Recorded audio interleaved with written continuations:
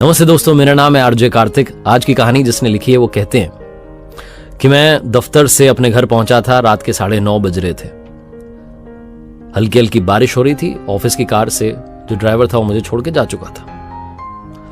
मैं घर में पहुंचा तो अचानक सरदर्द बढ़ गया। घर में मेरे सिवा कोई था नहीं। बीवी बच्चे अपने नानी के यहाँ गए हुए थे। तो मैं दवाई ढूंढने लगा सरदर्द की, लेकिन मुझे मिली नहीं।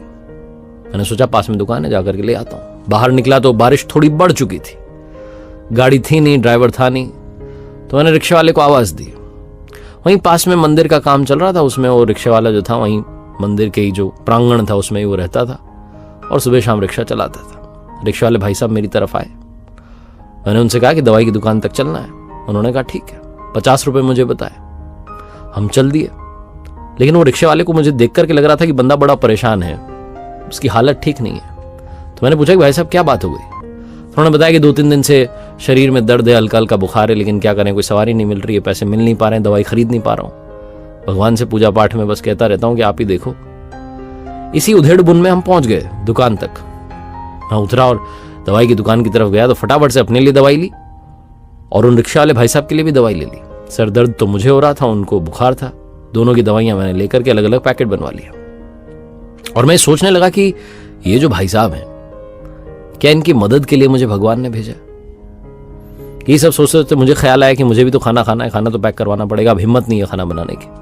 तो पास ही में एक रेस्टोरेंट था। मैंने रिक्शा वाले भाई साहब को इशारा किया कि रुके रहना, मैं आता हूं। रेस्टोरेंट में गया। रेस्टोरेंट में अंदर जाकर के मैंने अपने लिए छोले भटूरे पैक करवा लिए। एक पैकेट रिक्शा वाले भाई के लिए पैक करवा लिया। मुझे लगा था कि शायद भूखा होगा।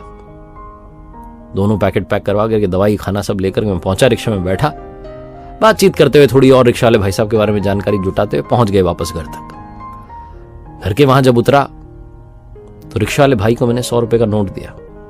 उसने कहा अरे 50 ही बनते। मैंने कहा नहीं, रखो रखो, चिंता मत करो, ये दवाई का पैकेट रखो।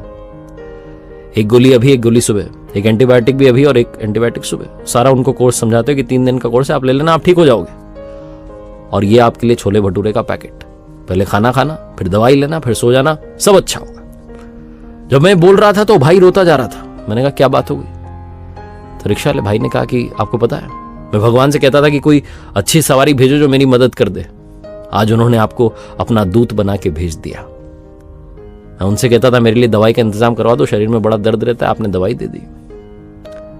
और मेरी कई दिनों से इच्छा थी, कई महीनों से, कि मुझे छोले भटूरे खाने को मिले। आज आप छोले भटूरे लेके आ गए। मैंने तो आपसे कहा भी नहीं था। सब वो करवाता है, वो प्रभु की इच्छा, प्रभु की इच्छा, ऐसा कहते जा रहा था। और मैं सोचते जा रहा था कि मैं जिस रेस्टोरेंट में गया वहां मेन्यू में इतने सारे ऑप्शंस थे।